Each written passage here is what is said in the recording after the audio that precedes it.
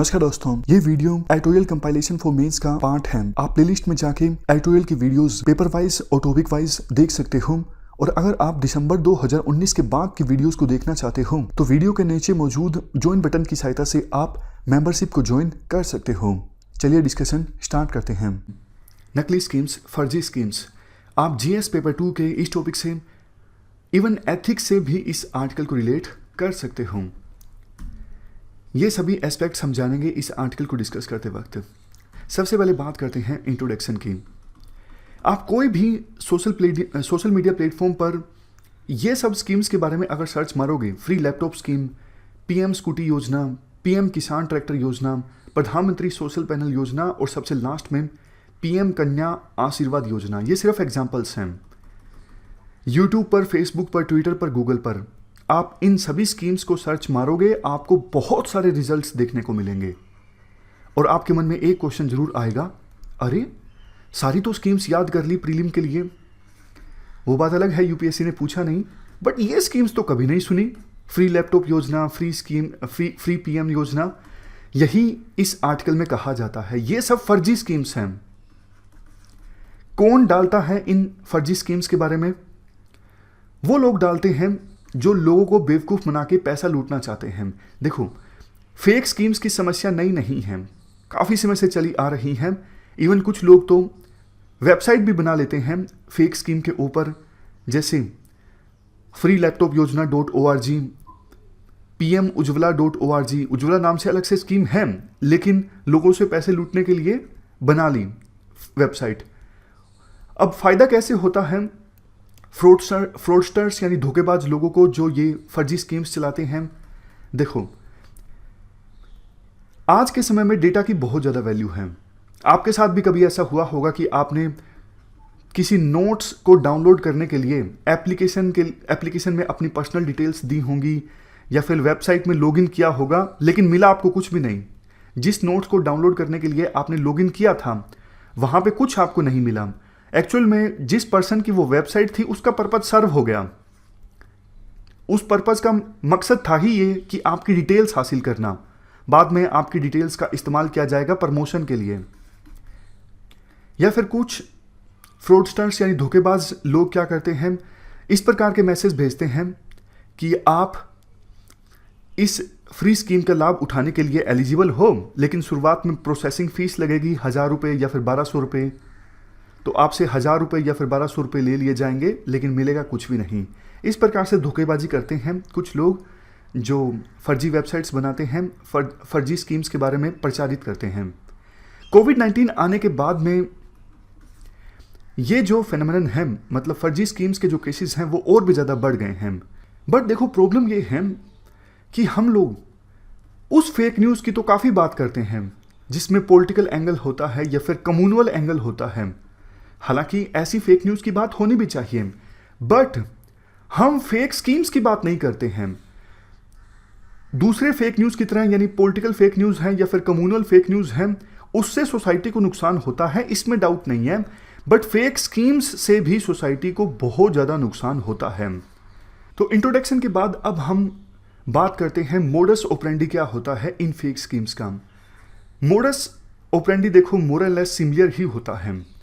आपके पास मेल आएगी या फिर मैसेज आएगा कि इस स्कीम के लिए आप एलिजिबल हो, आपको सिलेक्ट किया गया है, लेकिन शुरुआत में आपको कुछ अमाउंट देना होगा एज ए प्रोसेसिंग चार्ज, ताकि आप इस स्कीम का लाभ उठा सको। कुछ लोग तो इतने चालाक होते हैं, डिजिटली अपना कोई भी फुटप्रिंट नहीं छोड़ते हैं, इस डर से कि वो पकड़े ना जाएं। जैसे एक एग्जांपल दिया जाता है, ग्राम विकास रोजगार योजना, ये एक फेक एम्प्लॉयमेंट स्कीम है। क्या किया था उस पर्सन ने जिसने ये फेक स्कीम बनाई?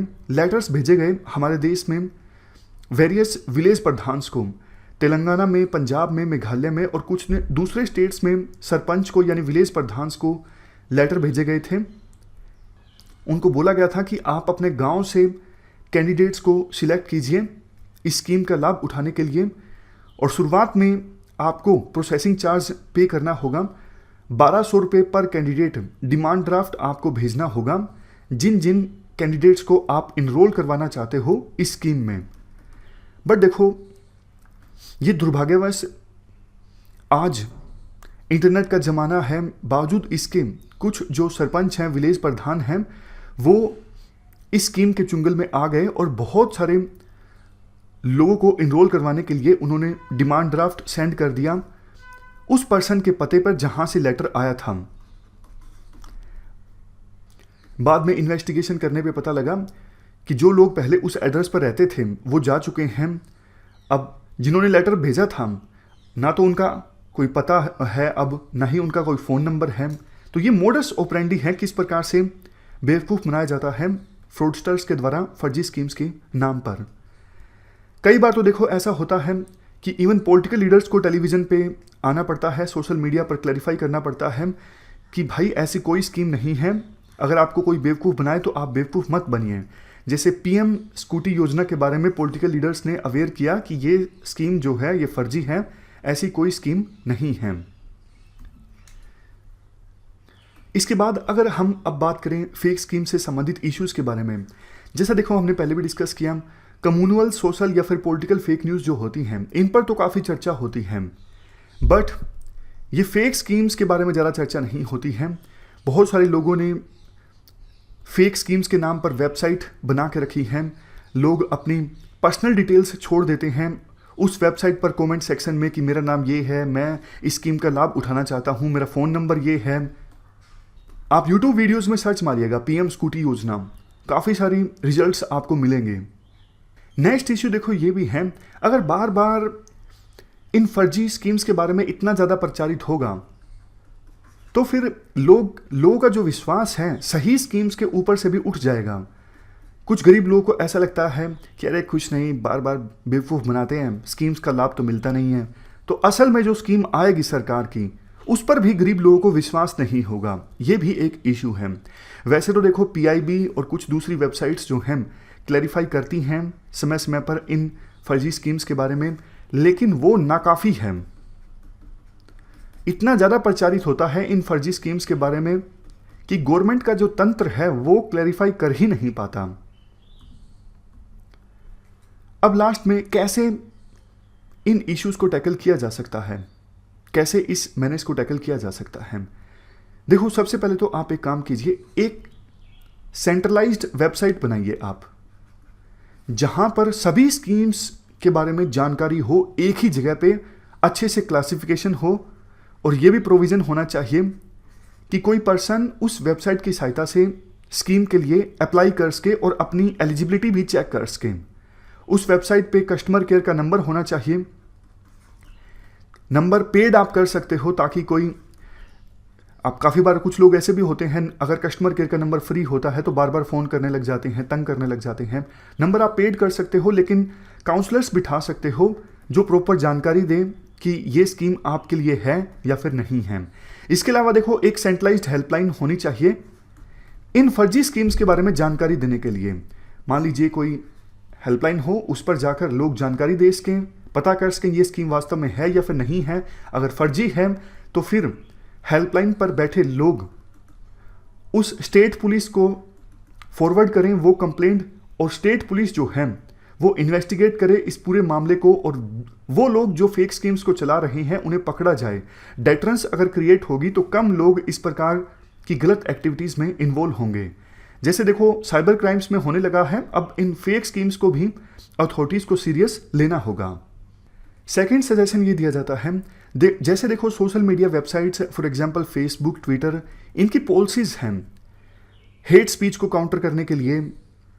उसी प्रकार से इन सोशल मीडिया वेबसाइट्स की ये भी पॉलिसी होनी चाहिए, ऐसा अगर कोई कंटेंट रोटेट करता है, सर्कुलेट होता है इन प्लेटफॉर्म्स पर जो कि फर्जी हो, उस कंटेंट को भी काउंटर किया जाए, उस पोस्ट को भी हटाया जाए सोशल मीडिया वेबसाइट से। तीसरा सजेशन, काफ़ी सारी ऐसी जो स्कीम्स होती हैं वो गवर्नमेंट पोर्टल से मिलते जुलते नाम रखती हैं, तो अथॉरिटीज़ को प्रोएक्टिव एक्शन लेना चाहिए। गवर्नमेंट स्कीम से या फिर गवर्नमेंट से मिलते जुलते जो भी पोर्टल हैं उनको मॉनिटर किया जाए, उन पर कार्रवाई की जाए अगर वो कुछ भी गलत स्टार्ट करते हैं। इवन काफ़ी लोग ऐसे बैंक अकाउंट नेम रख लेते हैं फर्म के नाम पर। करंट अकाउंट मतलब ऐसा होता है जो किसी गवर्नमेंट स्कीम से मिलता जुलता होता है, ताकि लोगों को बेवकूफ़ बनाया जा सके। मान लीजिए किसी पर्सन ने अपनी फर्म का, अपनी कंपनी का नाम ये बना लिया कि प्रधानमंत्री उज्ज्वला योजना। अब नाम ऐसा है और फिर वो कंपनी, वो फर्म ये बैंक अकाउंट देती है कि आप प्रोसेसिंग चार्ज दे दीजिए इस बैंक अकाउंट में। तो किसी को लगेगा अरे नाम भी सेम है, हो सकता है ये सच हो, तो प्रोसेसिंग चार्ज देने पर हमें स्कीम का लाभ मिल जाएगा। तो बैंक्स भी एक्शन लें अगर कोई फर्म इस प्रकार के नाम रखती है जो कि गवर्नमेंट स्कीम से मिलते जुलते हैं।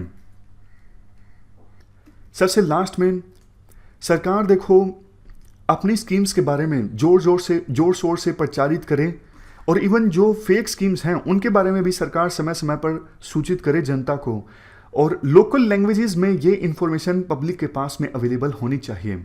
एक सजेशन लास्ट में वैसे आप ये भी दे सकते हो कि NGO, civil society organisations, media, इन सब लोगों का भी कोऑर्डिनेशन चाहिए इस फेक स्कीम्स के फेनोमेनन को बस्ट करने के लिए।